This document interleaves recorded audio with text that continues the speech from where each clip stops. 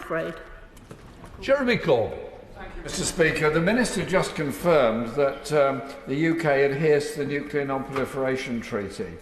That treaty requires nuclear-armed states, the declared nuclear-armed states, to not allow proliferation and to take steps towards nuclear disarmament.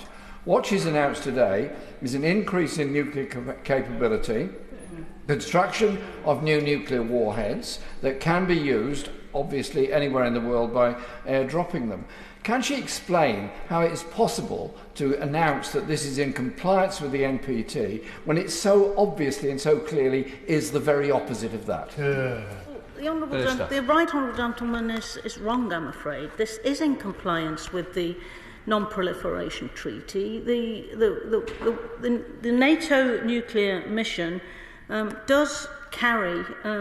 carry US nuclear weapons, which are already subject to the Non-Proliferation Treaty. And so what we're announcing today is buying aircraft that are capable of assisting with that mission, not purchasing new nuclear weapons. And I hope that that is clear for the right honourable gentleman.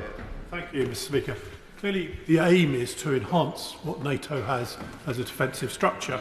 Can she confirm that this is not a substitute for any of our other NATO allies who are withdrawing aircraft from service, and so we're actually adding to the potential threat that we actually cover in case we're attacked? We are adding some of our capability by purchasing these weapons to the NATO nuclear mission, and that's something that's been welcomed by allies and by the NATO Secretary General. It is improving the position for the NATO nuclear mission. Dr. Alpink. Mr. Speaker, and I thank the Minister for his statement today. With the announcement of the purchase of these 12 F-35As, there is concern expressed that I've read this morning from defence analysts about the size of this fleet and whether that truly represents a capable either offensive launch or indeed a capable deterrent.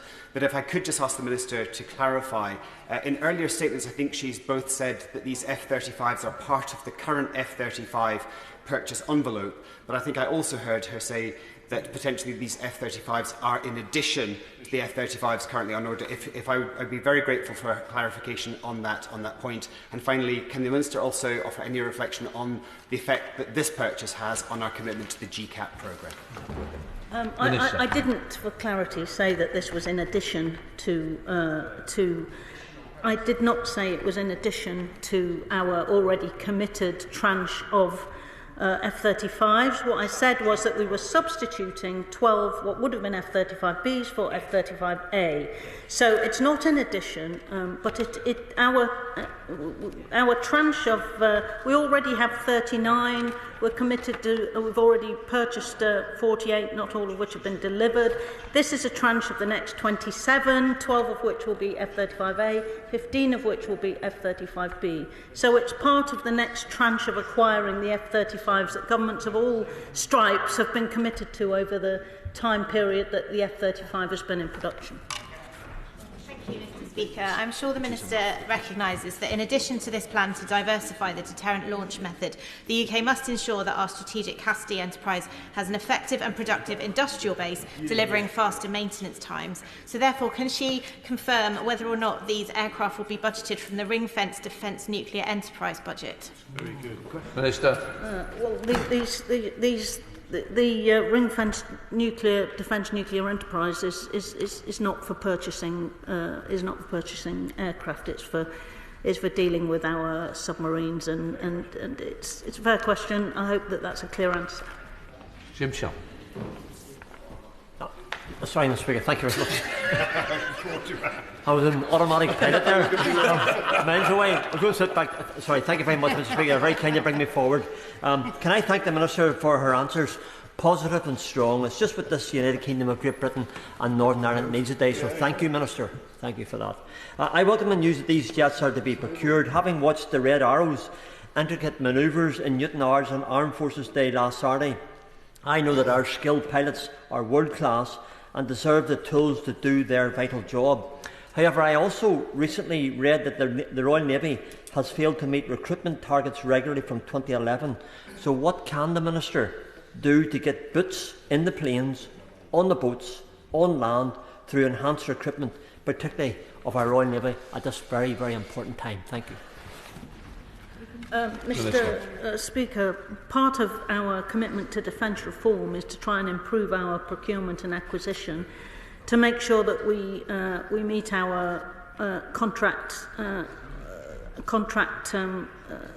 aspirations more quickly, that we've got more control of the budget, there are more direct lines of accountability, and that it will be clearer if things are going wrong, that there should be interventions. And so I think that the defence reform agenda that the Department is undertaking at the moment should improve our acquisition and procurement arrangements. John Cooper. Thank you, Mr. Speaker, and thank you for the rare opportunity against the run of play to follow my near neighbour from Strangford.